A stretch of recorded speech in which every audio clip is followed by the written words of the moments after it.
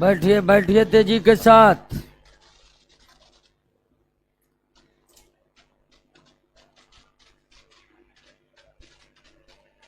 बैठिए बैठिए, बैठाइए सिस्टर को।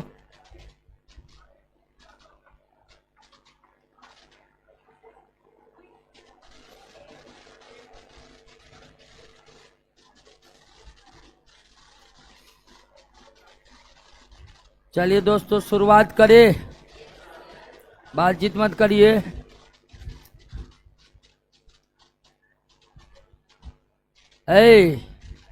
आराम से आराम से। कहाँ तक क्या क्या हो गया था?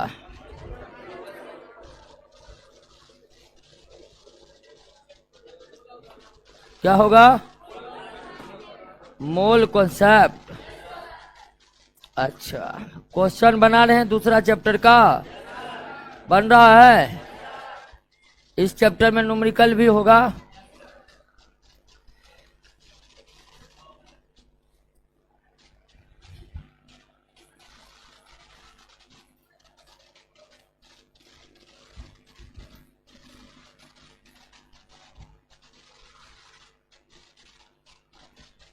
मोल कॉन्सेप्ट को समझना आज। मोल कॉन्सेप्ट, ध्यान दीजिए दोस्तों कि जब प्रयोगशालाओं में तमाम तरह की रासायनिक अभिक्रियाओं के घटनाओं को अंजाम दिया जाता है, तरह तरह के जो केमिकल रिएक्शन होते हैं, उदाहरण के लिए कार्बन ऑक्सीजन से अभिक्रिया करके क्या बना लेते हैं? कार्बन डाइऑक्साइड बनाते हैं। उसी तरह कार्बन ऑक्सीजन से अभिक्रिया करके कार्बन मोनोऑक्साइड भी बनाते हैं। तो तमाम तरह के जो रासायनिक अभिक्रियाएं संपन्न होती है, उनका विश्लेषण करने के क्रम में तमाम तरह के जो रासायनिक अभिक्रियाएं होती है, उन रासायनिक अभिक्रियाओं का विश्लेषण करने के क्रम में ये भी एक बात जानना पड़ता है कि आखिर रासायनिक अभिक्रियाओं में जो पदार्थ भाग लिया है, उस पदार्थ में परमाणुओं की संख्या कितनी है, परमाणुओं की संख्या कितनी है। क्लियर हो गया? बात को समझे कि नहीं? प्रयोगशालाओं में तमाम तरह के जो रासायनिक अभिक्रियाएं संपन्न होती है, तरह तरह के जो रासायनिक अभिक्रियाएं संपन्न होते हैं, उन रासायनिक अभिक्रियाओं का विश्लेषण करते समय इस बात की भी जानकारी प्राप्त करनी पड़ती है कि जो पदार्थ रासायनिक अभिक्रियाओं में भाग लिए हैं, उन पदार्थों के कितने परमाणु वास्तव में भाग लिए हैं। कार्बन ने ऑक्सीजन से अभिक्रिया करके कार्बन मोनोऑक्साइड बनाए या कार्बन डाइऑक्साइड बनाए, इस रिएक्शन का विश्लेषण करने के क्रम में इस बात को भी जानना पड़ता है कि कार्बन के कितने परमाणु ऑक्सीजन के कितने परमाणु आपस में रिएक्शन करके कार्बन डाइऑक्साइड के कितने अणुओं का निर्माण किए, इस बात को भी जानना पड़ता है। लेकिन परमाणु बहुत छोटे कण है, बहुत सूक्ष्म कण है, उनके संख्याओं को एक एक करके गिनना वास्तव में कठिन ही नहीं बल्कि नामुमकिन है कि नहीं? परमाणु इतने सूक्ष्म कण है कि पदार्थ, छोटे से पदार्थ के नमूने में ही करोड़ों परमाणु हो सकते हैं, करोड़ों परमाणु हो सकते हैं। तो यहां पर समस्या ये है कि आप पूरी तरह से विश्लेषण करिएगा रासायनिक अभिक्रियाओं का, तो आपको परमाणुओं की संख्या के बारे में भी बताना पड़ेगा। ऐसा नहीं है कि परमाणु की संख्या नहीं जानेंगे तो इनका विश्लेषण नहीं होगा, रासायनिक अभिक्रियाओं का विश्लेषण नहीं होगा। लेकिन अगर हमें रासायनिक अभिक्रियाओं का संपूर्ण विश्लेषण करना है, पूर्ण रूप से व्याख्या करना है, कंप्लीटली एक्सप्लेन करना है, तो इस बात को भी जानना पड़ेगा कि आखिर जो पदार्थ रासायनिक अभिक्रिया में भाग लिए हैं उस पदार्थ के कितने परमाणु वहां पर उपस्थित थे, और वे जिन पदार्थ से रिएक्शन किए हैं उनके कितने परमाणु उपस्थित थे, और जो पदार्थ बना है उनके कितने अणु या परमाणु बने हैं, ये भी बताना पड़ता है। लेकिन दिक्कत क्या है? दिक्कत यह है कि आप इसे एक एक करके गण नहीं सकते हैं। एक एक करके गणने लगेगा, पता चलेगा महीना, 1.5 महीना, 2 महीना बीत गया है, अभी तक परमाणु गना ही जा रहा है, रिएक्शन कब होगा पता नहीं। तो हमें परमाणुओं की संख्या का पता होनी चाहिए, लेकिन एक एक करके गिनना संभव नहीं है, और इसी समस्याओं को सुलझाएगा हमारा मोल कॉन्सेप्ट। इसी समस्याओं को सुलझाएगा मोल कॉन्सेप्ट। ये परमाणुओं की गिनती करने में जो आपको असुविधा हो रही है, परमाणुओं को गिनती करने में जो आपको असुविधा हो रही है, इसी असुविधा को दूर कर देगा कौन? Mole concept. दोस्तों, मोल जो है एक ग्रीक शब्द है। मोल जो है एक ग्रीक शब्द है और इसका शाब्दिक अर्थ होता है ढेर। इसका शाब्दिक अर्थ क्या होता है? ढेर होता है। इसका शाब्दिक अर्थ होता है ढेर, या इसका शाब्दिक अर्थ होता है अंबार। ढेर या अंबार। तो मोल एक ग्रीक शब्द है जिसका शाब्दिक अर्थ होता है ढेर, ढेर या अंबार। और यह मोल कॉन्सेप्ट परमाणु के दरमान या फिर आप आणविक दरमान को भी पढ़ चुके हैं। तो यह जो मोल है यह आपको परमाणु दरमान और फिर परमाणु दरमान या फिर आणविक दरमान और परमाणु की संख्या या अणुओं के संख्या के बीच के संबंध को क्या करता है? अणुओं के संख्या के बीच के संबंध को क्या करता है? स्थापित करता है। क्या करता है? स्थापित करता है या बताता है। तो मोल कॉन्सेप्ट वो कॉन्सेप्ट है जो परमाणु दरमान और परमाणु के संख्याओं के बीच के संबंध को बतलाएगा। या मोल कॉन्सेप्ट वो कॉन्सेप्ट है जो आणविक दरमान और अणुओं के संख्या के बीच के संबंध को बतलाएगा। क्लियर हो गया ना? परमाणु दरमान और परमाणु दरमान में उपस्थित परमाणुओं के संख्या के बारे में जानना है तो हमें किसके बारे में जानना पड़ेगा? मोल के बारे में जानना पड़ेगा। यह आणविक दरमान, एक माय गॉड, ये लैटिन शब्द है। क्या है? लैटिन शब्द है, सॉरी, लैटिन शब्द है। तो मोल एक लैटिन शब्द है, मिस्टेक हो गया। तो मोल एक लैटिन शब्द है जो परमाणु दरमान और परमाणुओं के संख्या के बीच के संबंध को बतलाता है, या मोल आणविक दरमान और अणुओं के संख्या के बीच के संबंधों को बतलाता है। क्लियर हो गया? इतनी बात समझे कि नहीं? आप दो बात यहां पर समझे। किसी भी रासायनिक अभिक्रियाओं का पूर्ण विश्लेषण करने के लिए यह आवश्यक है कि हमें परमाणु और अणुओं की संख्या के बारे में पता होनी चाहिए। परमाणु और अणु इतने सूक्ष्म कण है कि उन्हें एक एक करके गिनना संभव है। इसी समस्या का समाधान करता है मोल कॉन्सेप्ट। मोल कॉन्सेप्ट वो कॉन्सेप्ट है जो परमाणु दरमान एवं परमाणु संख्या के बीच के संबंध को बतलाता है, और मोल कॉन्सेप्ट आणविक दरमान और अणुओं के संख्या के बीच के संबंध को बतलाता है। क्लियर हो गया? समझ गए? तो मोल किनके बीच के संबंधों को बतलाएगा? क्लियर? अब मोल एक लैटिन शब्द है जिसका शाब्दिक अर्थ होता है ढेर या अंबार। मोल एक लैटिन शब्द है जिसका अर्थ होता है ढेर या अंबार। तो मोल, एक मोल में आखिर कितने परमाणु आएंगे, एक मोल में कितने परमाणु आएंगे, इसका समाधान international union for pure and applied chemistry के ही द्वारा किया गया।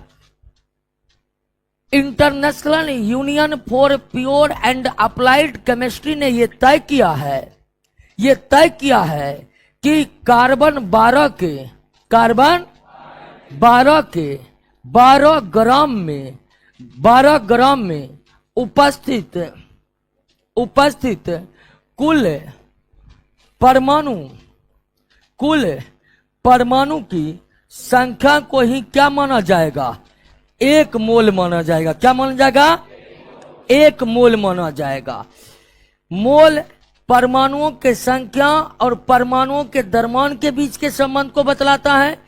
तो एक मोल में कितने परमाणु आएंगे, इसको परिभाषित करते हुए आईपीएक संस्था ने तय किया कि एक मोल में उतने ही परमाणु आएंगे जितने कार्बन 12 के 12 ग्राम में आते हैं।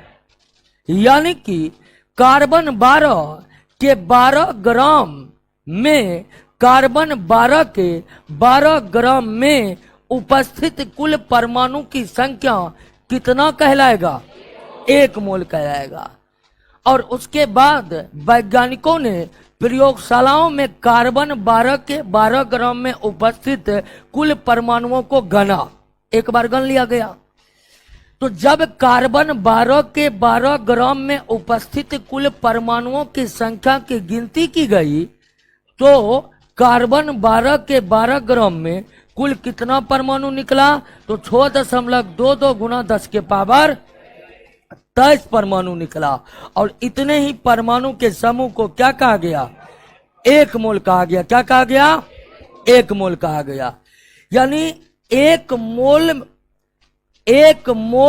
में उतने ही परमाणु आते हैं, या एक मोल परमाणुओं का वह समूह है जितना कार्बन 12 के 12 ग्राम में उपस्थित रहती है।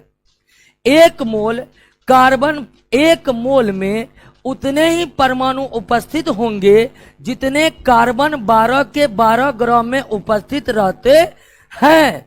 और कार्बन 12 के 12 ग्राम में उपस्थित कुल परमाणुओं की संख्या की जब एक एक करके प्रयोगशालाओं में गिनती की गई तो कितना परमाणु निकला, और इतने ही परमाणु को क्या मान लिया गया, एक मोल मान लिया गया। इतने ही परमाणु को क्या मान लिया गया। तो इस तरह से दोस्तों, इस तरह से कोई भी पदार्थ क्यों ना हो, कोई भी पदार्थ क्यों ना हो, उस पदार्थ के एक मोल में, उस पदार्थ के एक मोल में 0.22 गुना 10 के पावर 23 परमाणु आते हैं। पदार्थ कोई भी क्यों ना हो, अगर पदार्थ का एक मोल है, पदार्थ का एक मोल है, तो उसके एक मोल में कितने परमाणु शामिल होंगे, 6.22 गुना 10 के पावर 23। कोई भी पदार्थ, जैसे आपसे पूछ दिया कि मैग्नीशियम के एक मोल में मैग्नीशियम के कितने परमाणु होंगे, इतने परमाणु। या लोहा के एक मोल में लोहा के कितने परमाणु होंगे, या पेड़ के लकड़ी के एक मोल में कितने परमाणु होंगे। कोई दिक्कत है? तो यहां पर आप देख लीजिए कि एक मोल परमाणु का भी मतलब होता है 6.022 गुना 10 के पावर 23। एक मोल अणु का भी मतलब होता है, एक मोल अणु का भी मतलब होता है 6.10 के पावर 23 अणु, 6 के पावर 10 के पावर 6.022 गुना 10 के पावर 23। या एक मोल आपको कह दे एक मोल आयन है, तो एक मोल आयन का भी मतलब हो जाएगा 6.022 गुना 10 के पावर 23 आयन। तो 1 मोल परमाणु हो उसकी भी संख्या इतनी होगी, 1 मोल अणु है उसमें भी अणुओं की संख्या इतनी होगी, 1 मोल आयन है उसमें भी आयन की संख्या इतनी होगी। क्लियर हो गया? बातों को समझ गए? कोई भी पदार्थ हो उसके 1 मोल में अणु या परमाणु या आयन की संख्या 6.022 गुना 10 के पावर। और मोल को परिभाषित किस रूप में किया गया है? तो मोल को परिभाषित किया गया है कि 1 मोल में उतने ही परमाणु या अणु या आयन होंगे जितने कार्बन 12 के 12 ग्राम में परमाणु होते हैं। और वैज्ञानिकों ने जब कार्बन 12 के 12 ग्राम में परमाणुओं की संख्या की गिनती प्रयोगशालाओं में की तो कितना परमाणु निकला? और इतने ही परमाणु के समूह को क्या मान लिया गया? और इस तरह से तय हुआ कि 1 मोल कोई भी पदार्थ हो उसका मतलब इतना परमाणुओं का समूह होगा।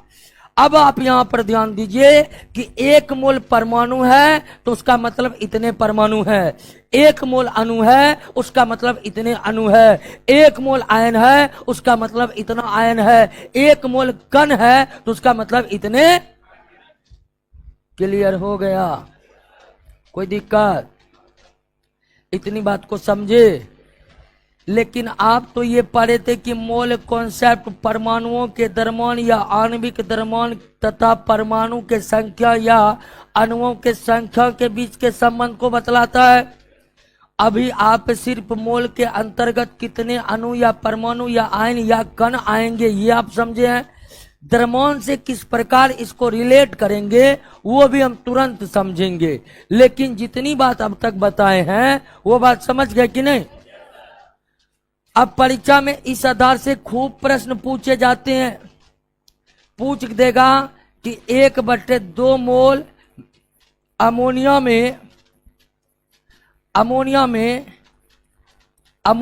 के कितने अणु उपस्थित हैं? कितने अणु उपस्थित हैं? ये सवाल आपको एग्जाम में आ गया कि हाफ मोल 1/2 मोल अमोनिया में अमोनिया के कितने अणु उपस्थित हैं। अब इस सवाल को कैसे बनाएंगे? आप ये जान चुके हैं कि पदार्थ कोई भी हो उसके 1 मोल में 6.022 गुना 10 के पावर 23 अणु या परमाणु या आयन होंगे। यहाँ बात अणुओं की जा रही है। तो ये तो आप जानते ही हैं या जान ही गए हैं कि 1 मोल अमोनिया में अमोनिया के कितने अणु होंगे? इतने ही अणु होंगे कि नहीं? कोई भी पदार्थ तो उसके 1 मोल में इतना ही परमाणु या अणु या आयन या कण रहते हैं। तो हमें तो ये पता है कि 1 मोल अमोनिया में अमोनिया के इतने अणु होंगे। अब हमें सवाल क्या पूछा है कि आधे मोल में कितना होंगे? तो 1 मोल आप समझ गए हैं तो आधे मोल में नहीं समझ जाएंगे। आधे मोल अमोनिया में अमोनिया के कितने अणु होंगे? 2 गुना 10 के पावर 23 बटे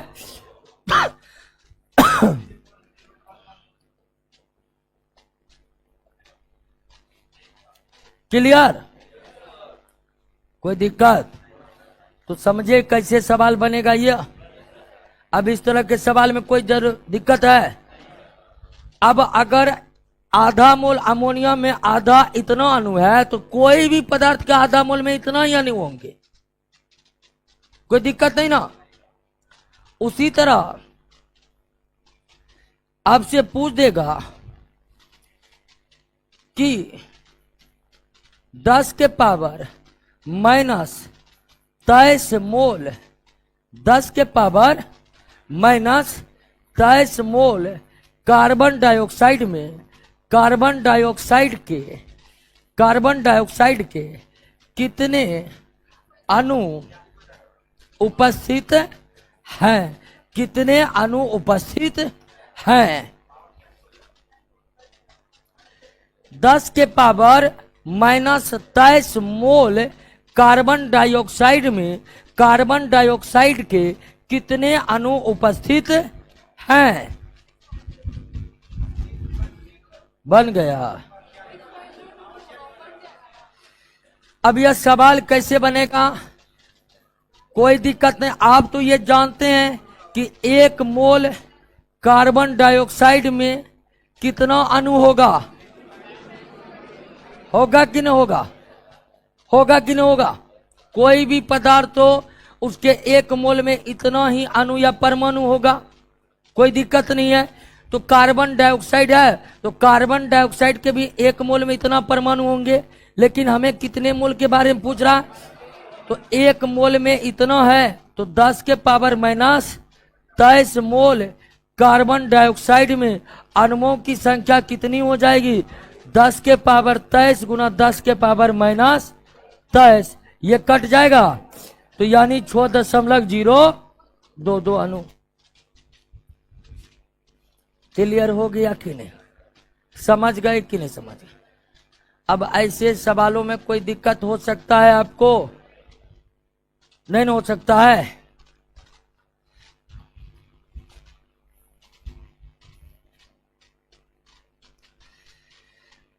अगला क्वेश्चन, 5 मोल सोडियम में सोडियम के परमाणुओं की संख्या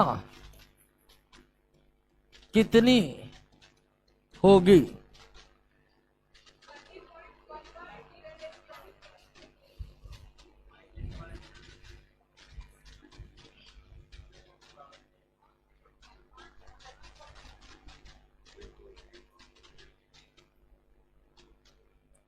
पांच मोल सोडियम में सोडियम परमाणुओं की संख्या कितनी होगी?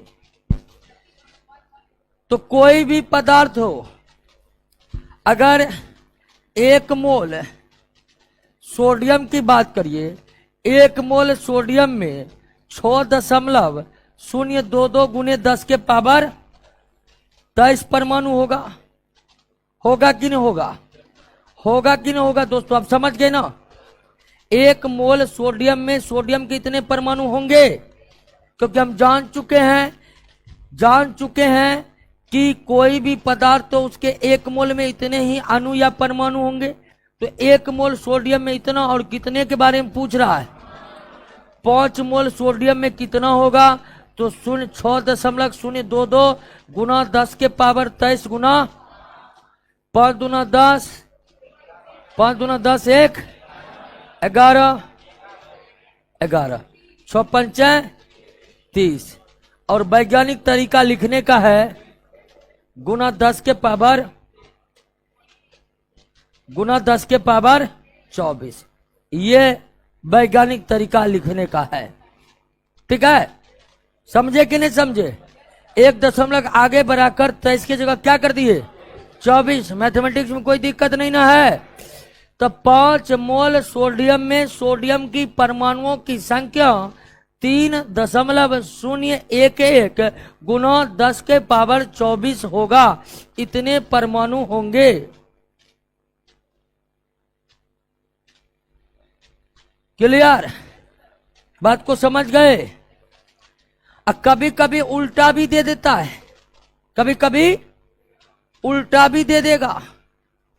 उदाहरण के लिए कभी कभी दे देगा दोस्तों कि 12.044 गुना 10 के पावर 23 सोडियम के परमाणु कितने मोल होंगे?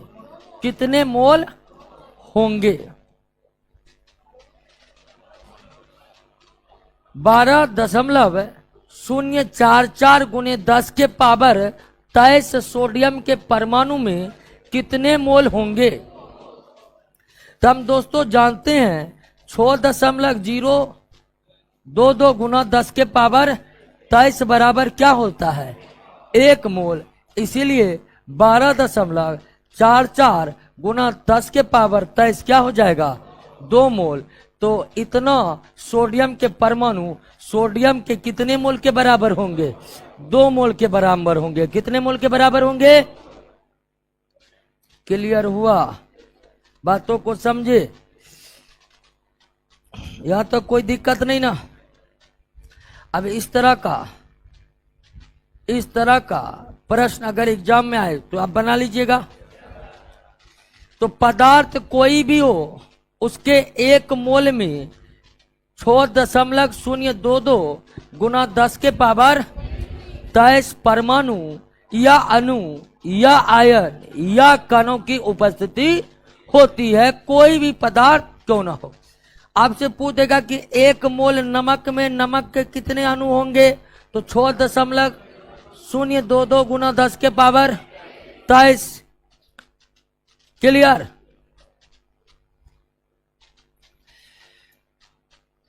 लेकिन हम शुरुआत में ही समझे थे दोस्तों कि मोल परमाणु द्रव्यमान और परमाणु के संख्याओं के बीच के संबंध को बतलाता है। अब मोल कॉन्सेप्ट या मोल परमाणुओं के द्रव्यमान और परमाणुओं के संख्या के बीच किस तरह से संबंध स्थापित करता है उसको समझिए। देखिए, कोई भी पदार्थ हो उसके 1 मोल का द्रव्यमान, 1 मोल परमाणुओं का द्रव्यमान, उसके ग्राम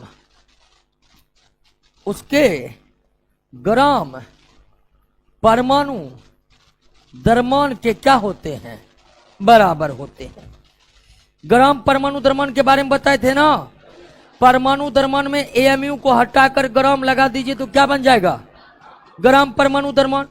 परमाणु द्रव्यमान को एमयू में व्यक्त करते हैं, एमयू में तौलते हैं, और एमयू को हटाकर किसी परमाणु के परमाणु द्रव्यमान में से एमयू को हटाकर ग्राम लगा दे तो वह क्या बन जाता है? तो किसी भी तत्व के 1 मोल परमाणुओं का द्रव्यमान उसके ग्राम परमाणु द्रव्यमान के क्या होता है? बराबर होता है।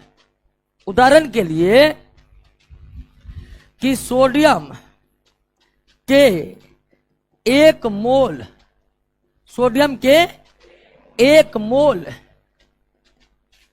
परमाणुओं का द्रव्यमान, सोडियम के 1 मोल परमाणुओं का द्रव्यमान, सोडियम के 1 मोल परमाणुओं का द्रव्यमान सोडियम के ग्राम परमाणु द्रव्यमान के क्या होगा? बराबर होगा। ग्राम परमाणु द्रव्यमान के क्या होगा? बराबर होगा। सोडियम के 1 मोल परमाणु का द्रव्यमान सोडियम के ग्राम परमाणु द्रव्यमान के क्या होगा? बराबर होगा। और सोडियम का ग्राम परमाणु द्रव्यमान कितना होता है?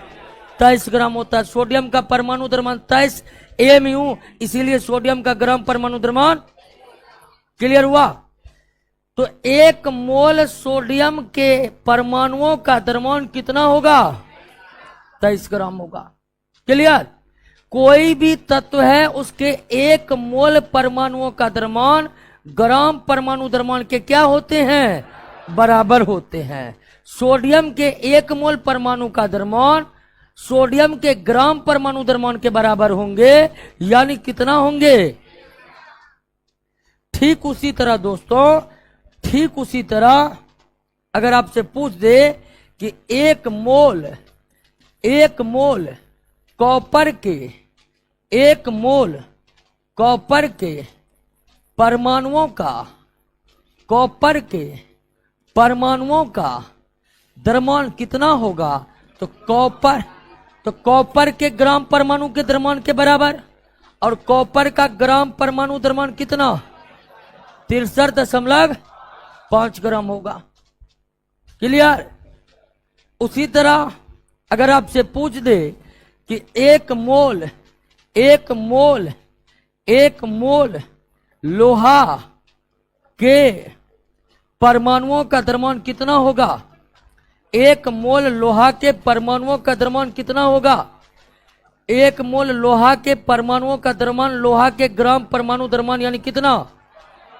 55 ग्राम। हाँ 55.8 यानी कितना? 56 मानकर चलिए 56 ग्राम। क्लियर? समझ गए? कोई दिक्कत नहीं ना? तो कोई भी अगर तत्व है उसके एक मोल परमाणुओं का द्रव्यमान उस तत्व के परमाणु द्रव्यमान या फिर ग्राम परमाणु द्रव्यमान के क्या होते हैं?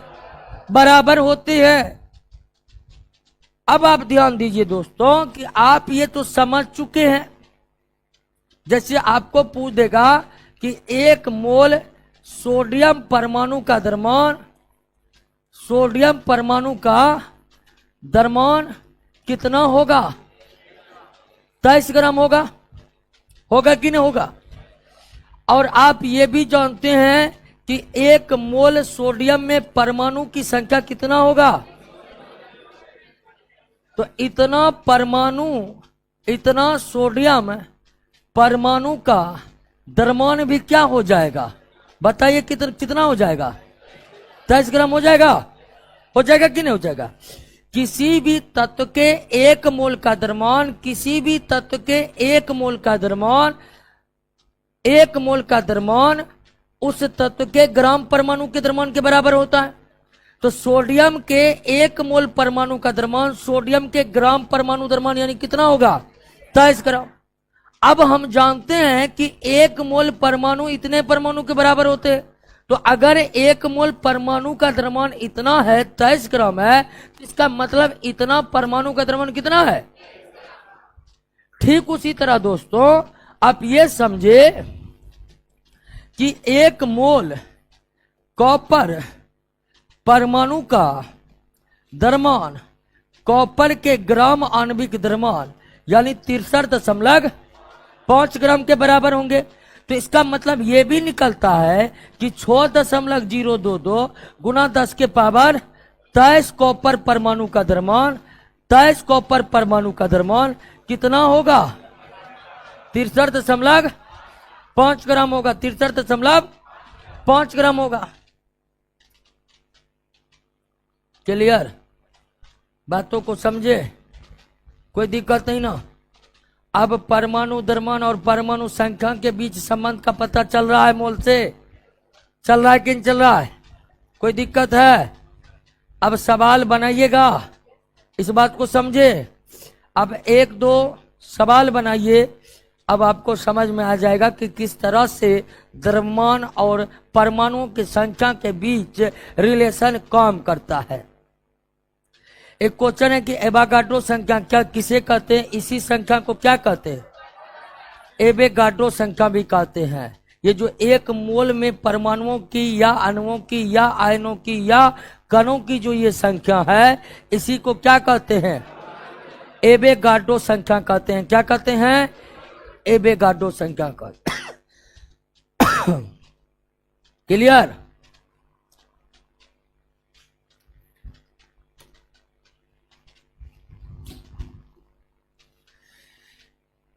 अगला क्वेश्चन है,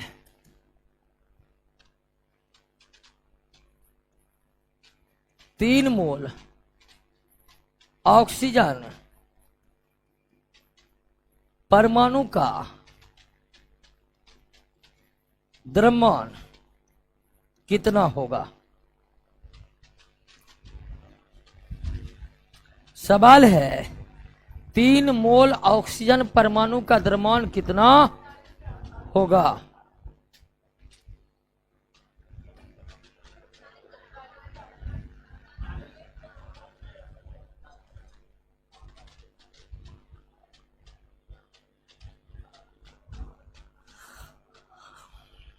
आप क्या जाने, किसी भी तत्व के एक मोल ऑक्सीजन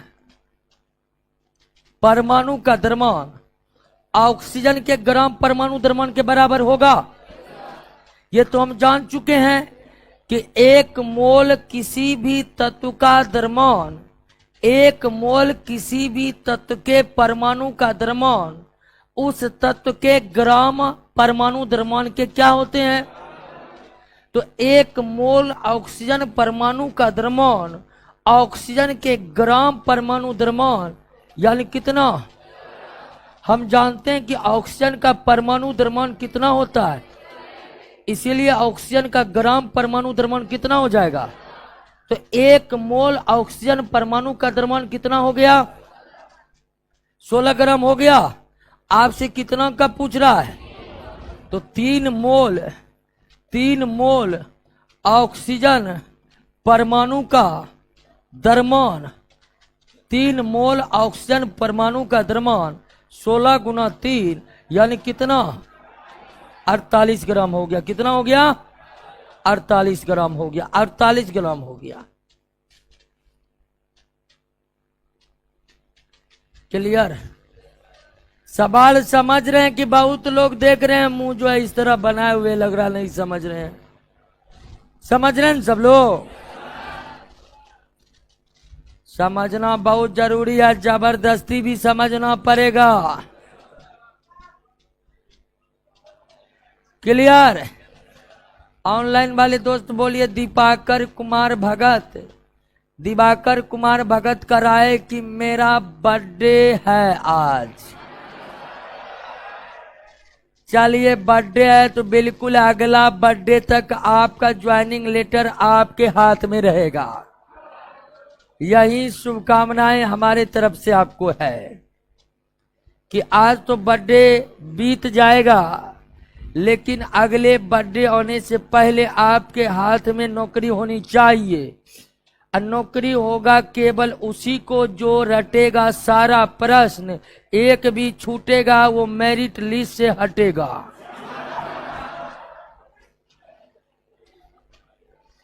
क्लियर? एक भी नहीं छूटनी चाहिए।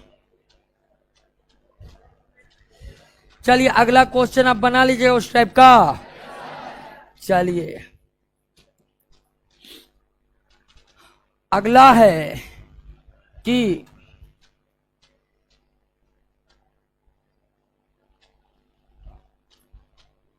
0.5 मोल 0.5 मोल 0.5 मोल एल्युमिनियम परमाणु का द्रव्यमान कितना ग्राम होगा? 0.5 मोल एल्युमिनियम परमाणु का द्रव्यमान कितना होगा? निकल गया? कितना निकला? आइए दोस्तों, एक बात तो हम जान गए हैं कि कोई भी तत्व हो उसके 1 मोल का द्रव्यमान, उसके 1 मोल के द्रव्यमान उसके ग्राम परमाणु द्रव्यमान के क्या होते हैं? बराबर होते हैं। तो अगर देखेंगे तो 1 मोल एल्युमिनियम परमाणु का द्रव्यमान 1 मोल एल्युमिनियम परमाणु का द्रव्यमान एल्युमिनियम के ग्राम परमाणु द्रव्यमान के बराबर होते हैं। और एल्युमिनियम का ग्राम परमाणु द्रव्यमान कितना? दोस्तों एल्युमिनियम का परमाणु द्रव्यमान कितना? इसीलिए एल्युमिनियम का ग्राम परमाणु द्रव्यमान, तो 1 मोल एल्युमिनियम परमाणु का द्रव्यमान 27 ग्राम। और आपसे क्या पूछ रहा है? 1 मोल एल्युमिनियम परमाणु का द्रव्यमान 27 ग्राम है, तो आधा मोल एल्युमिनियम परमाणु का द्रव्यमान 27 का सीधे क्या हो जाएगा? आधा हो जाएगा। यानी 13 दूनी 26 1 27 13.5 ग्राम। क्लियर? बातों को समझ गए? कोई दिक्कत नहीं ना? अब थोड़ा क्वेश्चन को परिवर्तित करते हैं। इस क्वेश्चन पर ध्यान दीजिएगा।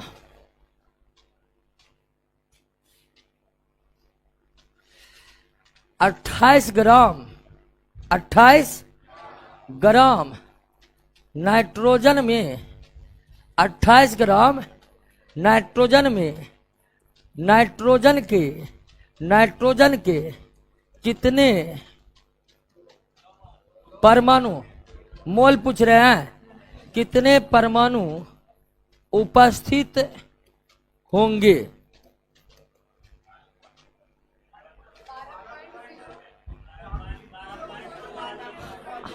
सवाल समझे?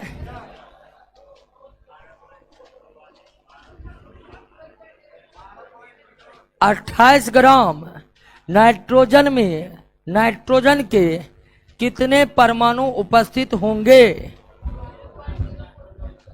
क्या नहीं बन रहा जी? कलम नहीं चल रहा है। 28 ग्राम नाइट्रोजन में नाइट्रोजन के कितने परमाणु? जब आपको परमाणु पूछ रहा हो तो सबसे पहले आपको मोल निकालना पड़ेगा, क्योंकि एक बार मोल क्लियर हो जाएगा तो आप जानते हैं कि पदार्थ कोई भी उसके एक मोल में 6.022 गुना 10 के पावर 23 परमाणु होते हैं। तो जब भी केमिस्ट्री में परमाणु की संख्या पूछे तो समझ जाइए पहले आपको मोल निकालना है। सबसे पहले आपको मोल निकालना है। 27 ग्राम नाइट्रोजन में नाइट्रोजन के कितने परमाणु उपस्थित है?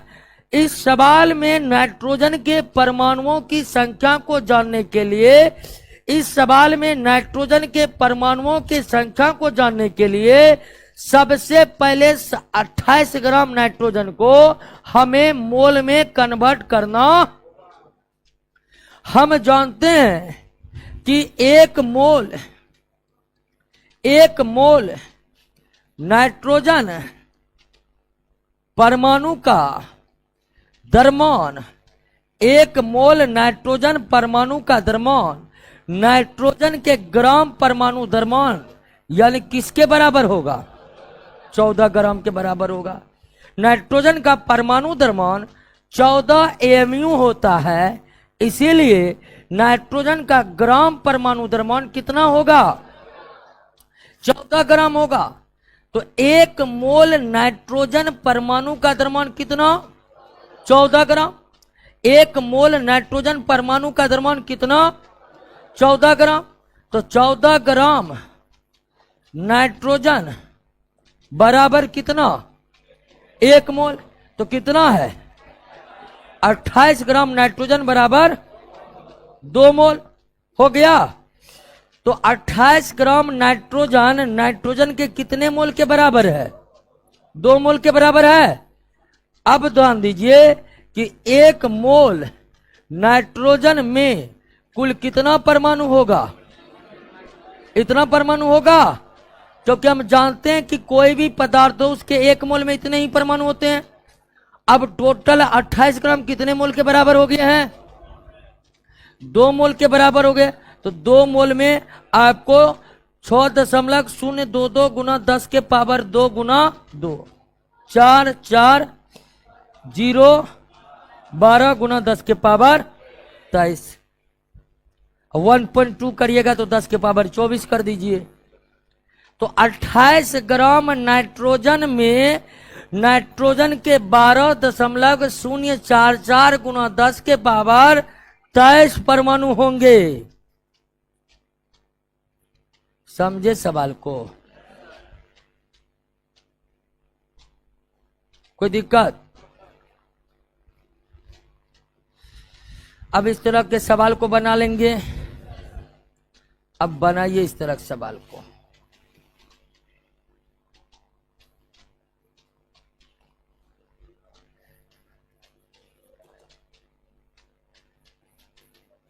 छियालीस ग्राम सोडियम के कितने परमाणु उपस्थित हैं?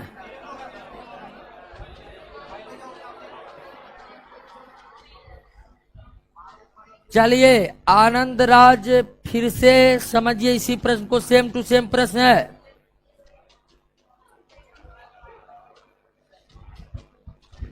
46 ग्राम 46 ग्राम 46 ग्राम सोडियम में सोडियम के कितने परमाणु उपस्थित है? यहां पर परमाणु की संख्या को पूछ रहा है और परमाणु की संख्या को जानने के लिए सबसे पहले मोल निकालना जरूरी है। ये बात आप जान लीजिए। जब कभी आपको केमिस्ट्री में सवाल इस प्रकार है कि परमाणु की संख्या को निकालना है, तो ऐसे सवालों में सबसे पहले मोल को निकालना पड़ता है। तो यहां पर 46 ग्राम सोडियम है, तो 46 ग्राम सोडियम को मोल में क्या करिए, बदल दीजिए। तो आप ध्यान दीजिए, 1 मोल सोडियम बराबर कितना होगा? 23 ग्राम होगा, या 1 मोल सोडियम परमाणु बराबर 23 ग्राम, जो भी आप लिख दीजिए। क्योंकि हम जानते हैं कि कोई भी पदार्थ हो, कोई भी तत्व हो, कोई भी तत्व हो, उसके 1 मोल का द्रव्यमान उसके ग्राम परमाणु द्रव्यमान के, सोडियम के भी 1 मोल का द्रव्यमान, सोडियम के भी 1 मोल का द्रव्यमान, सोडियम के ग्राम परमाणु द्रव्यमान यानी 23 ग्राम के बराबर होंगे। तो 23 ग्राम 1 मोल है, तो इसका मतलब है 46 ग्राम कितना होगा? 46 ग्राम सोडियम बराबर 2 मोल। अब 2 मोल है, हमें परमाणु पूछ रहा है, तो 46 ग्राम सोडियम कितना मोल सोडियम, और कोई भी पदार्थ का 2 मोल है, उसमें परमाणु की संख्या इतना गुना कितना हो जाएगा, यानी 4 गुना 10 के पावर 23 परमाणु। क्लियर? नोट में भी सवाल है, शायद 61 या 62 नंबर के बाद केवल न्यूमेरिकल ही न्यूमेरिकल है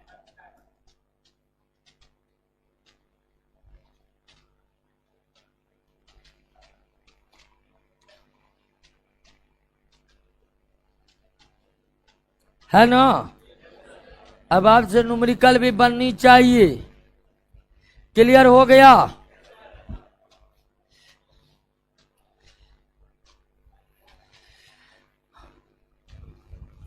अभी तक हम 2 प्रमुख बातों को समझे हैं कि किसी भी पदार्थ, किसी भी पदार्थ के 1 मोल में, किसी भी पदार्थ के 1 मोल में 6.022 गुना 10 के पावर 23 परमाणु या 2 गुना 10 के पावर 23 अणु या गुना 23 आयन होते हैं। क्लियर हो गया? तो अभी ये समझे हैं कि किसी भी पदार्थ के 1 मोल में इतना परमाणु या अणु या आयन होते हैं। उसके बाद दूसरा कॉन्सेप्ट हम ये समझे दोस्तों, दूसरा कॉन्सेप्ट हम ये समझे है कि 1 मोल तत्व का, 1 मोल तत्व के परमाणुओं का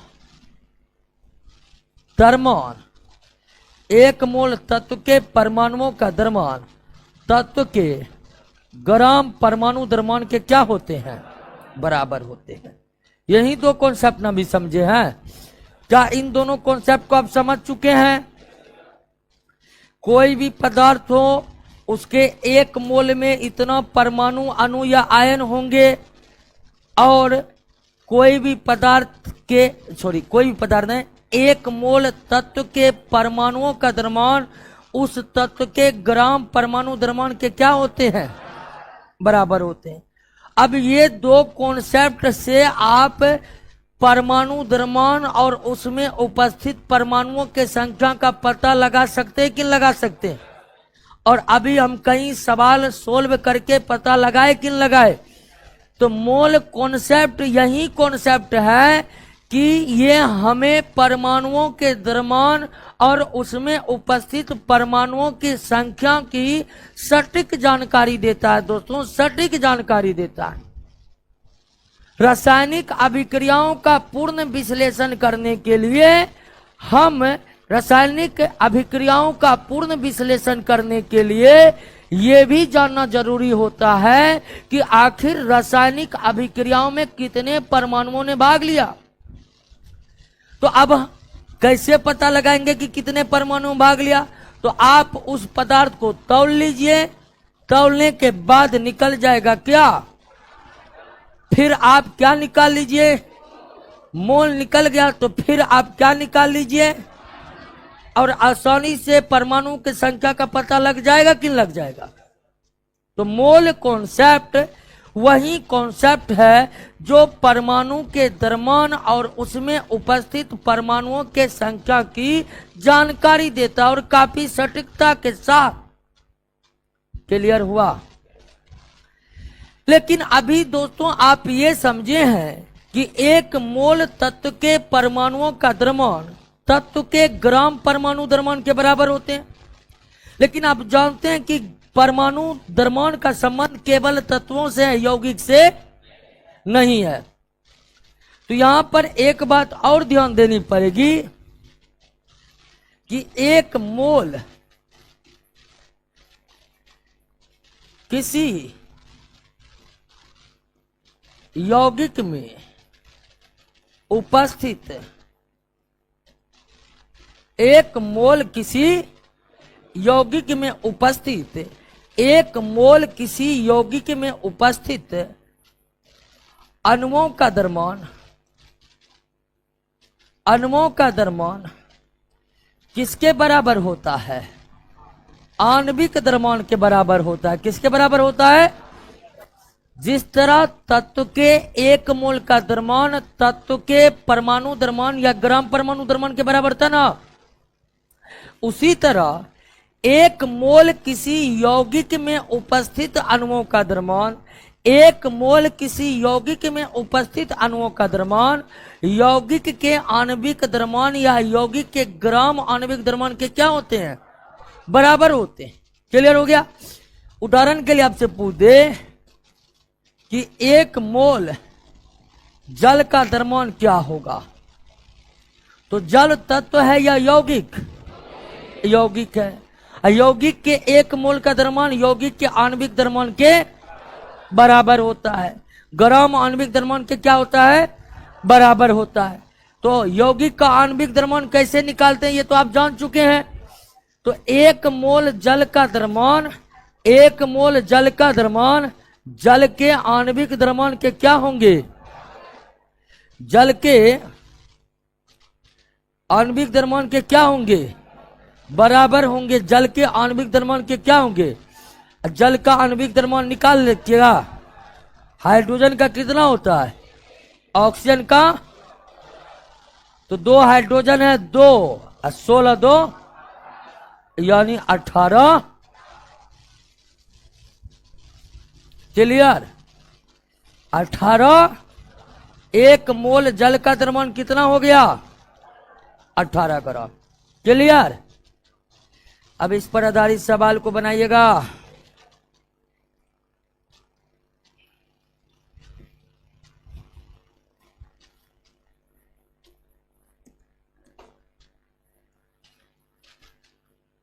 दो मोल कैल्शियम ऑक्साइड का द्रव्यमान कितना होगा?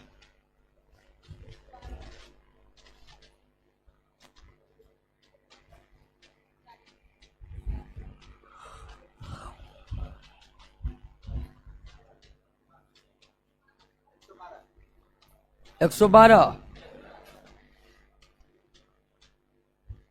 तो मोल कैल्शियम ऑक्साइड का द्रव्यमान कितना होगा?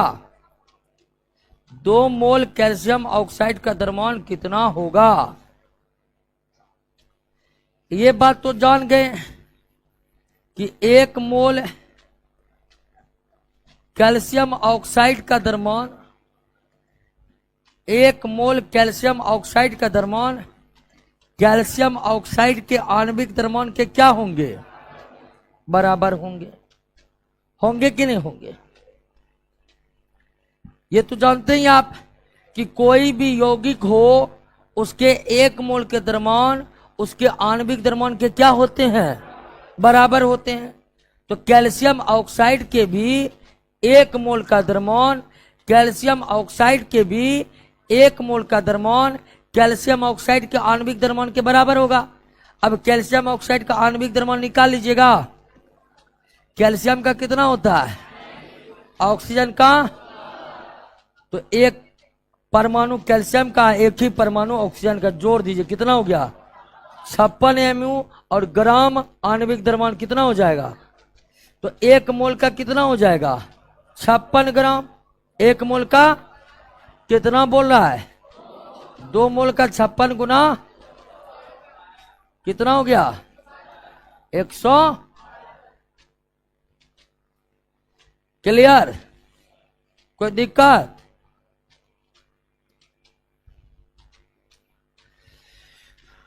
अगला क्वेश्चन,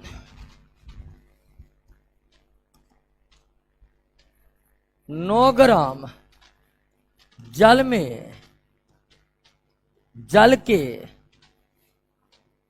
कितने अणु उपस्थित है?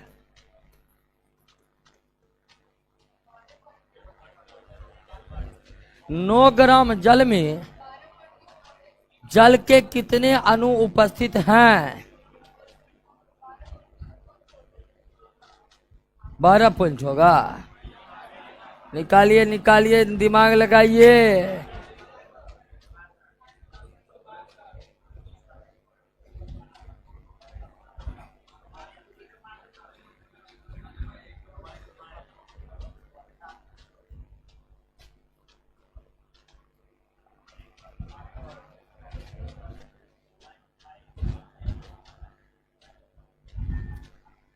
बना।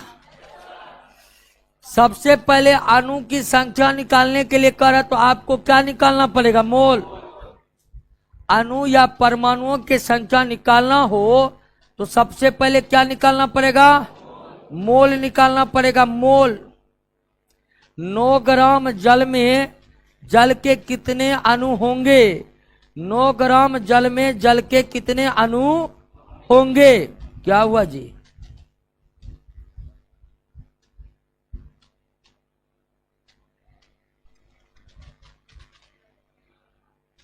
दो 1-1.5 घंटा बर्दाश्त नहीं होता, समझे?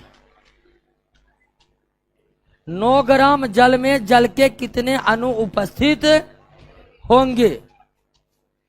सबसे पहले 9 ग्राम जल को मोल में कन्वर्ट करना होगा। आप जानते हैं कि जल का 1 मोल जल के आणविक द्रव्यमान यानी कितने? 18 ग्राम होगा। होगा कि नहीं होगा? ये अभी तुरंत हम सोल्व कर चुके हैं। 1 मोल जल का वजन जल के आणविक द्रव्यमान के बराबर होगा, और जल का आणविक द्रव्यमान हम तुरंत निकालें कितना? तो इसका मतलब है दोस्तों कि 18 ग्राम जल बराबर कितना मोल? तो इसका मतलब ये भी होगा कि 9 ग्राम जल बराबर कितना? 1/2 मोल। होगा कि नहीं होगा? होगा। तो 9 ग्राम जल जल के आधे मोल के क्या है? बराबर है। आधे मोल के क्या है? तो 9 ग्राम जल जल के आधे मोल के बराबर है। तो आप जानते हैं कि 1 मोल जल में 1 मोल जल में टोटल कितने अणु होंगे? तो 10 के पावर 23 अणु 6.22 गुना 10 के पावर 23 अणु। और आपको 9 ग्राम में निकालना है, और 9 ग्राम कितना है? आधा है। तो आधे मोल जल जो कि कितने के बराबर है? 9 ग्राम के बराबर है। आधे में हो जाएगा तो इसका क्या कर दीजिए? आधा कर दीजिए। तो ये हो जाएगा 2 तिया 6, 1 गुना 10 के पावर। क्लियर? कोई दिक्कत?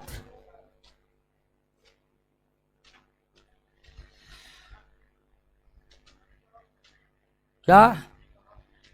अच्छा, एक क्वेश्चन और ला रहे हैं।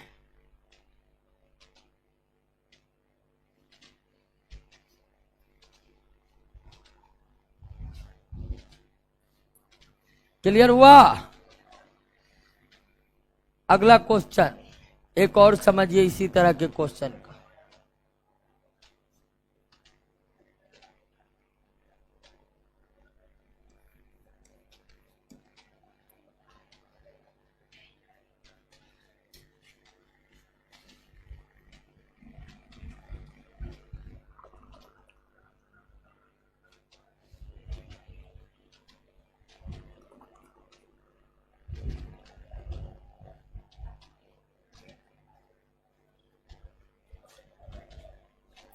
अगला 85 ग्राम अमोनिया में अमोनिया के कितने अणु होंगे? निकालिए, सवाल बनाइए।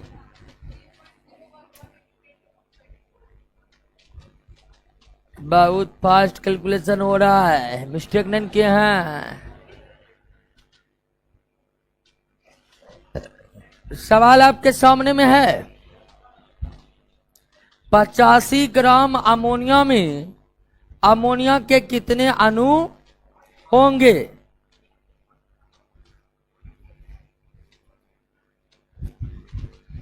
पचासी ग्राम बन रहा जी। एकदम रेड पेन से लिखते हैं, उसके बाद ब्लू से लिखते हैं। अरे हल्ला का है।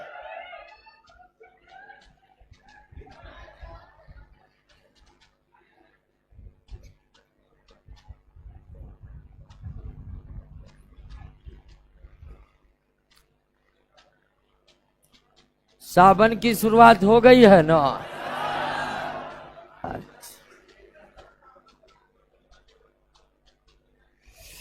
अब तरह तरह के भ्रांतियां समाज में फैलते जाएगा।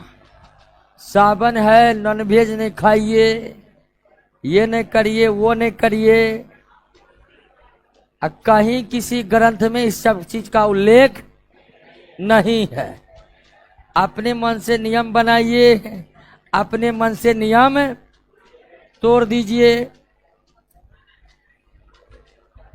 ऐसे होता था कि पहले कि मंगलवार बृहस्पतिवार को बाल सब नहीं बनवानी चाहिए, है ना जी। ये बहुत ज्यादा भ्रांतियां फैली हुई समाज में, व्यापक स्तर पर। जो बोलेगा उससे पूछिएगा कि कौन से हिंदू ग्रंथ में इसका उल्लेख है, तो सीधे आकाश की तरफ देखने लगेगा, है कि ना है। और आप लोग पढ़े लिखे इंसान है, कुछ भी कोई भी बात को सीधे सीधे नहीं मानिए। कोई भी धार्मिक बात है तो उसको तब मानेंगे जब उनका धार्मिक ग्रंथों में स्पष्ट उल्लेख होगा। अगर मंगलवार को बाल सब नहीं कटानी चाहिए तो हिंदू का कोई एक धार्मिक ग्रंथ होगा जो इसका उल्लेख किया होगा, लेकिन कोई उल्लेख नहीं है, सब कुछ फेक है। समझे कि नहीं समझे? ठीक उसी तरह अब एक फेक बात चलेगा कि सावन है, उसमें नॉनवेज नहीं खानी चाहिए। अब कोई भी धार्मिक ग्रंथ निषेध नहीं करता है कि किसी खास चीज में आप खास चीज मत खाइए, ठीक है ना। एक वैज्ञानिक राय यह है कि सावन में मछली नहीं खानी चाहिए, क्योंकि सावन यानी बरसात के दिन होते हैं, और बरसात के दिन मछलियों के प्रजनन काल का समय होता है। मछलियों के प्रजनन काल का समय होता है, तो इसलिए सावन में हम अगर मछलियां पकड़कर नहीं खाएंगे तो वे पूरे पर्याप्त रूप से प्रजनन कर पाएंगे, और फिर आने वाले वर्षों में पर्याप्त मछलियां सबके लिए उपलब्ध हो पाएगा। लेकिन चिकन नहीं खाइए, मटन नहीं खाइए, इसका कोई तर्क नहीं है, सब फेक है। इसके चक्कर में आप लोग, हाँ, हम आपको ये बताए कि पढ़े लिखे इंसान आंख मूंद कर किसी भी चीज पर विश्वास नहीं करें। और धर्म के नाम पर बहुत ज्यादा भ्रांतियां फैलाने का कार्य किया जाता है, जिनका उल्लेख किसी भी धार्मिक ग्रंथों में है ही नहीं। अगला प्रश्न, तो 85 ग्राम अमोनिया में अमोनिया के कितने अणु होंगे? 85 ग्राम अमोनिया में अमोनिया के कितने अणु होंगे? यहां पर अणुओं की संख्या पूछी जा रही है। सबसे पहले यहां पर मोल निकालना पड़ेगा। जब भी परमाणु या अणुओं की संख्या की बात होगी, पहले हमें क्या निकालना पड़ेगा? मोल निकालना पड़ेगा, मोल। अब मोल कैसे निकालेंगे? तो आप जानते हैं ये यौगिक है ना, और यौगिक के एक मोल का द्रव्यमान, एक मोल अमोनिया का द्रव्यमान, अमोनिया के आणविक द्रव्यमान के क्या होगा? अमोनिया के आणविक या ग्राम आणविक द्रव्यमान के क्या होगा? बराबर होगा। अब निकाल लीजिए अमोनिया का आणविक द्रव्यमान। नाइट्रोजन का कितना होता है और हाइड्रोजन का 1 mu, तो 14 3 17 ग्राम हो जाएगा। यानी 1 मोल अमोनिया का द्रव्यमान, अमोनिया के आणविक द्रव्यमान कितना निकला? 17 ग्राम के बराबर होगा।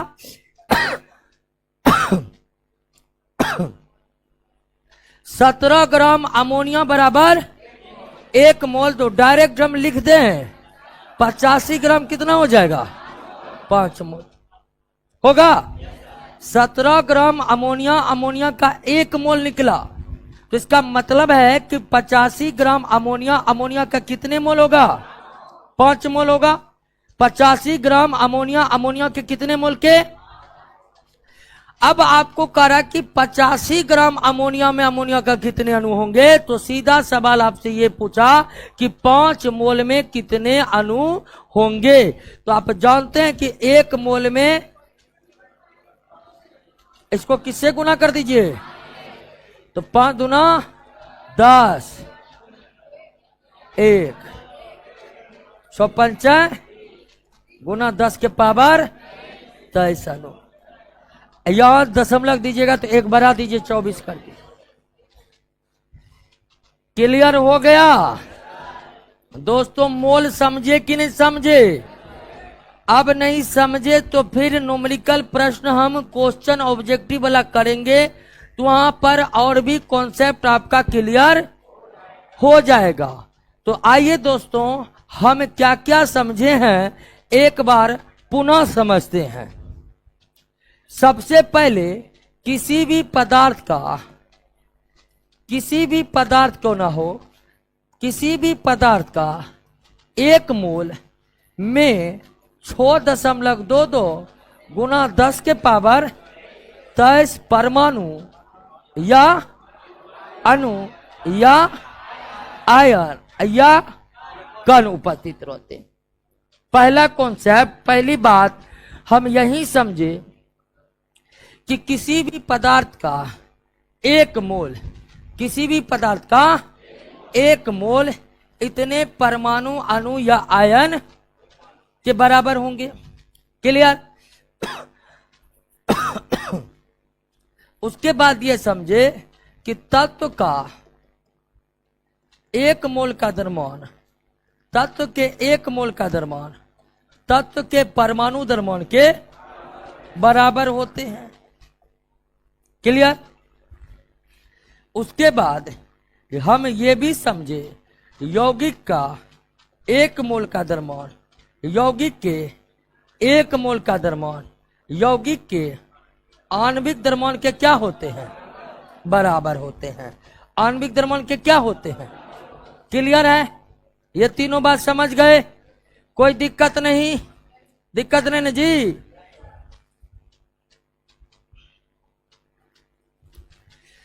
तो मोल समझ गए।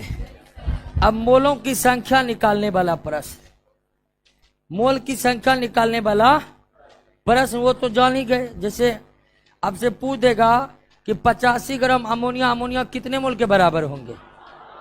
5 मोल के बराबर होंगे। 9 ग्राम जल जल के कितने मोल के बराबर है? आधा मोल का बराबर होंगे।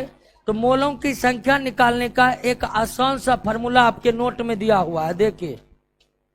ये कहाँ रहते हैं जी, क्या पढ़ा रहे, क्या निकाल रहा है? याद हुआ पहला चैप्टर का? अब ये पता चल जाएगा, खड़ा हो जाओ। सच सच बोलिए, याद है कि नहीं? एक भी होगा मिस, ज्वाइनिंग लेटर निकल जाएगा हाथ से। इस समय ट्रिक मार दिया सब में।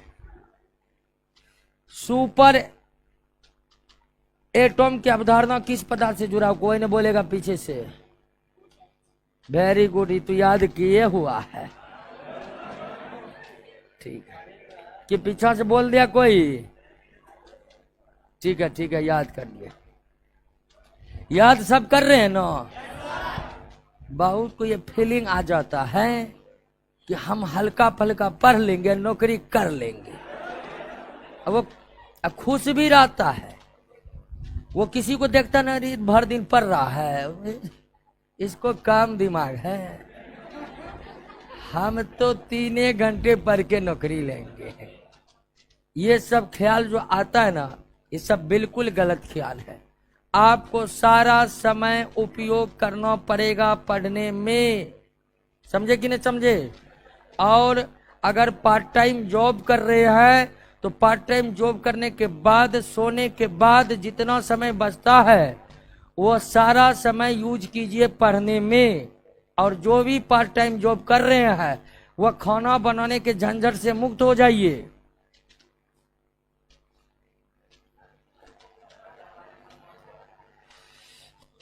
अब बहुत स्टूडेंट को एक और दिक्कत होता है खाना बनाने में। खाना बनाने में समय ज्यादा, ये भी बहुत एक दिक्कत है पटना के स्टूडेंट को। अब जो ऑनलाइन है, घर पर पढ़ रहे हो तो पूरा मौज में है, समय पर खाना मिलता क्या? और तो अपनों से बनाते हैं, कम से कम समय दीजिए। हम भी रहते हैं लौजी में ही रहते हैं, इधर उधर देखते भी रहते हैं। विद्यार्थी खाना बनाने में बहुत टाइम देता, और उसमें भी चिकन लाता तो पहले हल्ला करता चिकन लाए है क्या? ठीक है ना? अब बहुत तो एकदम शाम से तय करेगा चिकन लाना है, और उसके बाद 2-3 घंटा चंदा करेगा, 20 रुपया तुम। अब चिकन खाना है, उसके पीछे एकदम पूरा का पूरा शाम आप बर्बाद कर देते हैं। तो इन सब चीजों से बचना है, ज्यादा समय खाने में व्यतीत नहीं करना है। नहीं तो पता चला कि पटना में क्या सीखे, खाना बनाने के अलावा कुछ नहीं सीखे।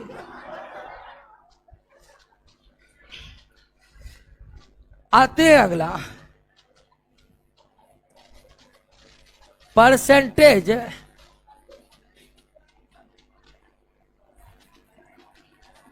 कंपोजिशन।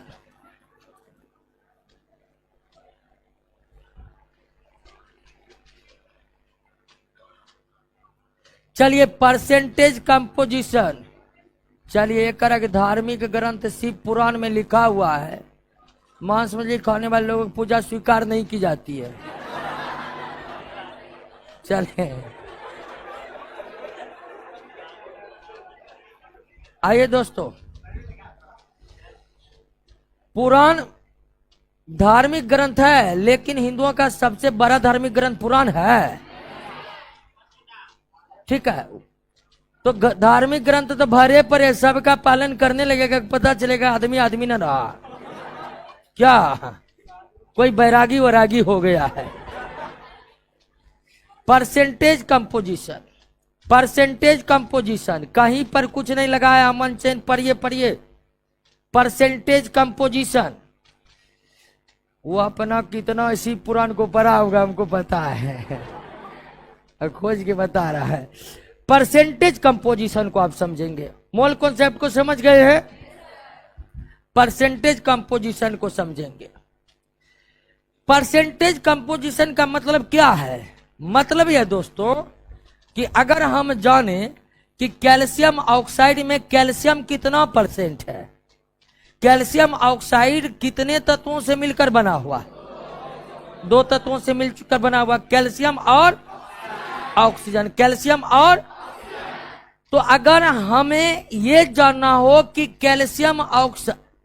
कैल्शियम ऑक्साइड में कैल्शियम कितना परसेंट है, ऑक्सीजन कितना परसेंट है, तो ये हम कैसे निकालेंगे? सवाल कैसे निकालेंगे उसकी चर्चा नोट में की गई है, और ये पूरा मैथमेटिक्स का दिमाग है इसमें। तो आइए समझ लेते हैं कि यौगिक में जो तत्व उपस्थित होते हैं उसकी प्रतिशत मात्रा कैसे निकालते हैं।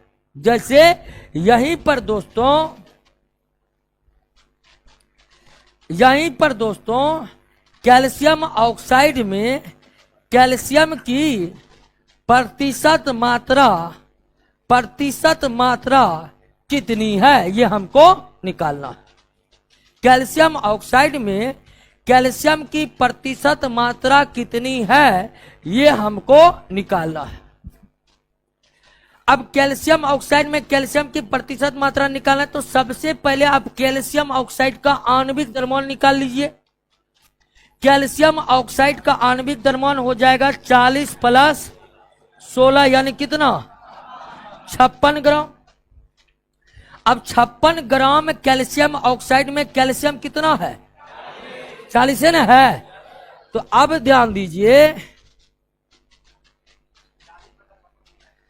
56 ग्राम कैल्शियम ऑक्साइड में 56 ग्राम कैल्शियम ऑक्साइड में 40 ग्राम कैल्शियम है कि नहीं है। तो इसलिए 1 ग्राम कैल्शियम ऑक्साइड में कैल्शियम कितना हो जाएगा, 1 ग्राम में हो जाएगा 40/56 हो जाएगा जी। अब आपको परसेंटेज निकालना है, परसेंटेज कितना में निकलता है, 100 में। तो 100 ग्राम कैल्शियम ऑक्साइड में कैल्शियम की प्रतिशत 40/56 गुना 100 ग्राम। अब इसको काट कर निकाल ही सकते हैं आप। क्लियर हो गया, कोई दिक्कत? तो कैसे निकालते हैं परसेंटेज कंपोजिशन, ये समझ गए हैं कि नहीं? चलिए, एक है अजीत कुमार का रस सावन में दबा के खाते हैं चिकन और मटन, वेरी गुड। मछली नहीं खाना है। क्लियर? अब वहीं पर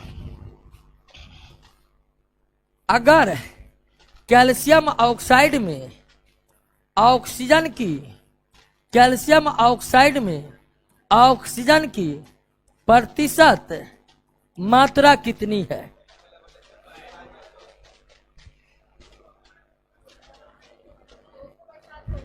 कैल्शियम ऑक्साइड में ऑक्सीजन की प्रतिशत मात्रा कितनी है? तो कैल्शियम ऑक्साइड में कितना है, 56 ग्राम।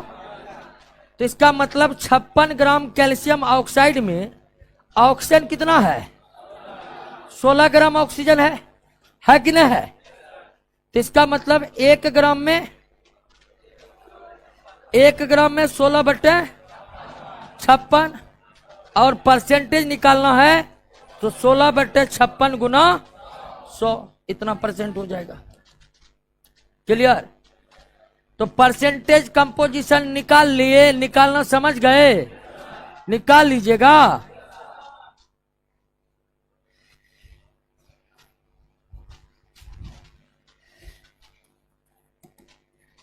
कैल्शियम कार्बोनेट में कार्बन की प्रतिशत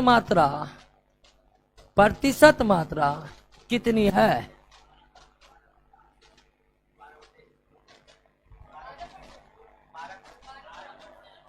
निकल गया तुरंत। अच्छा, कैल्शियम कार्बोनेट का आणविक द्रव्यमान 100 आ रहा है। ओ माय गॉड, ये तो सीधे सीधे हो जाएगा।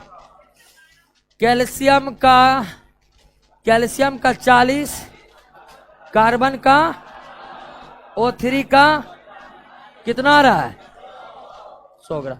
तो ये 100 ग्राम आ ही रहा है, 100 ग्राम में कार्बन, तो इसका मतलब कार्बन कितना, कैल्शियम कार्बोनेट में कार्बन की प्रतिशतता और कैल्शियम कार्बोनेट में ऑक्सीजन की प्रतिशतता कितना, 48। क्लियर, समझ गए। परसेंटेज कंपोजिशन मोल कॉन्सेप्ट में कहिए दोस्तों, कोई दिक्कत है? नहीं दिक्कत है तो एक क्वेश्चन नोट का बना, इतना मोटा है। एक क्वेश्चन की हम जिक्र कर रहे हैं।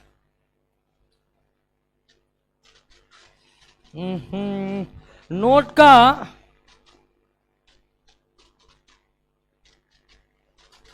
नोट का 81 नंबर, नोट में जो 81 नंबर क्वेश्चन है उसको सॉल्व करिए।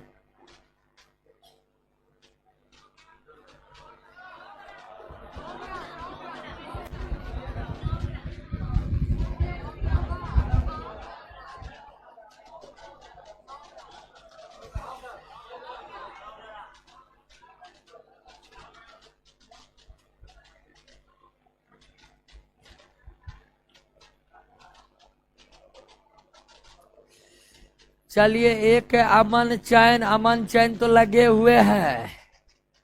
अमन चैन, कोई भी बात दिल पर नहीं लीजिए, हम सिर्फ खाने की आजादी की बात कर रहे हैं। क्या हम लोग आधुनिक काल में जी रहे हैं, और आधुनिक काल में जो लोगों की सबसे बड़ी पूंजी है वो है आजादी। चाहे बोलने की आजादी हो या फिर खाने की आजादी हो, प्रत्येक भारतीय नागरिक को मिलनी चाहिए, वो भी बिना किसी लाग लपेट के। क्या? अरे हम खाते क्यों, तो हमारा व्यक्तिगत मामला है क्या?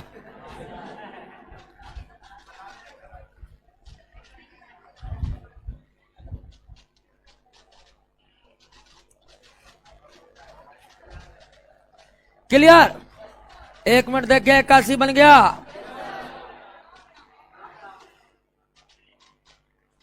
अरे तो बहुत हल्का क्वेश्चन हो गया। आधा मोल 9 ग्राम होगा, आधा मोल। क्लियर हो गया दोस्तों? तो यह चैप्टर आपका समाप्त। क्वेश्चन करवाना पड़ेगा कि वीडियो क्लास डाल देंगे? ऐ सुनिए, पूरा अच्छा, ये एक क्लास क्वेश्चन के लिए रखते हैं।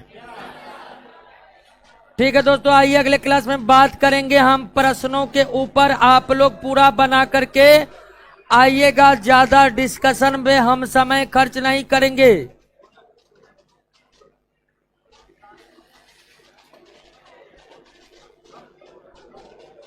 एसी तो चल रहा है, पता नहीं कौन एसी लगाया है। हवा तो आ रहा है।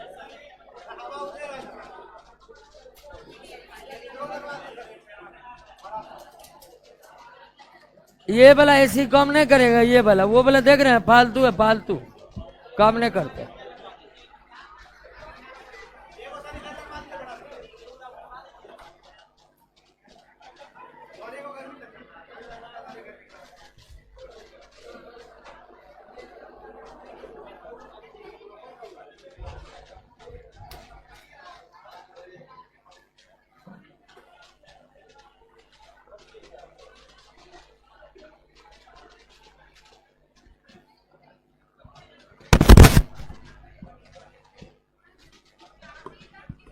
चलिए दोस्तों, मिलते हैं।